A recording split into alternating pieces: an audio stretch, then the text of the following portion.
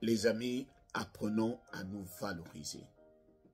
Apprenons à être audacieux comme des alligators. Ne mettez jamais quelqu'un d'autre au-dessus de vous dans un domaine, surtout lorsque vous êtes en compétition.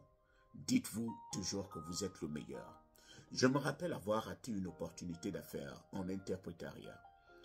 Un entrepreneur était rentré dans une salle. Il nous avait trouvés, on était en groupe. Et dans la salle, je savais que j'interprétais bien, mieux que les autres. Alors, lorsqu'il avait demandé il avait dit, j'ai besoin d'un interprète, un bon interprète. Moi, je n'avais pas levé le doigt parce que je me disais que les autres allaient crier mon nom en disant, c'est lui qui est le meilleur, vous pouvez le choisir. Et j'étais là, j'attendais.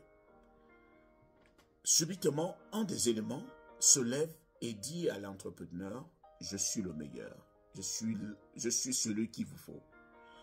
Je le regarde, je dis, mais j'essaie de lui dire, mais tu connais tes compétences, tu sais que dans la salle, c'est moi qui peux mieux l'aider. Mais le gars ne s'est pas laissé faire. Il a foncé, il est parti vers l'entrepreneur, il a dit, je suis le meilleur. Et les gars sont partis. J'ai commencé à dire aux autres, de toute façon, ne vous en faites pas. L'entrepreneur va facilement détecter ses lacunes. Il va facilement savoir qu'il s'est trompé de personne et il reviendra chercher, il reviendra me demander. 1 heure, 2 heures, 3 heures, 4 heures. On était un peu inquiet. On est allé vérifier. On pensait que on allait trouver l'entrepreneur en train de se fâcher, qu'il est tombé sur un mauvais étalon. Mais non, le gars était en train d'interpréter. Le gars n'était pas parfait. Lui-même, il savait qu'il n'était pas parfait, mais il s'était dit, peu importe la situation à laquelle je ferai face, je vais m'adapter. Et je vais apprendre au fur et à mesure. Ça avait été une leçon amère pour moi. Parce que je me disais que on allait venir me chercher. Par contre, lui, il s'était dit, je n'accepterai pas que quelqu'un soit meilleur que moi dans ce domaine. Il avait la mentalité alligator. Il avait la mentalité de celui qui s'est dit, peu importe la situation, je vais m'adapter. C'était quelqu'un qui savait oser.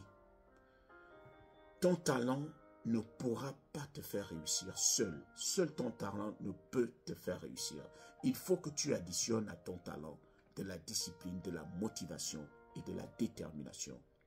Tu as besoin de faire un pas pour que ton succès prenne corps. Tu as besoin de faire un pas. Tu as besoin de faire un effort. Même si tu connais quelque chose, mais tu as besoin de faire des efforts. Même si tu es le plus qualifié de ton quartier ou de ta ville, personne ne viendra cogner à ta porte pour dire « on a besoin de toi ». Si tu ne te lèves pas un matin, tu prends ton dossier, tu pars déposer aussi dans des entreprises. Et même si tu es allé déposer, apprends à suivre ton dossier. Essaye d'appeler pour dire « est-ce que vous avez étudié, est-ce que vous avez regardé mon dossier? Qu'est-ce que vous pensez de ma proposition ?» Celui qui ne connaît pas trop, mais qui a la mentalité alligator va se dire, moi je dois suivre mon dossier. Je vais me rassurer qu'ils ont regardé mon dossier. Et s'ils ne m'acceptent pas, je vais dans une autre entreprise. C'est celui-là qui a la détermination. Il a la volonté. Ne gâchez pas votre vie en vous disant que les autres vont vous mettre, vont vous éclairer, que les autres vont vous mettre en haut, que les autres vont vous valoriser. Apprenez à vous valoriser vous-même. Même si vous connaissez mieux, mais apprenez à saisir des opportunités. Ne vous dites pas que les autres vont vous ouvrir le terrain pour que tout soit facile pour vous. Non. Il va falloir se battre, peu importe la situation.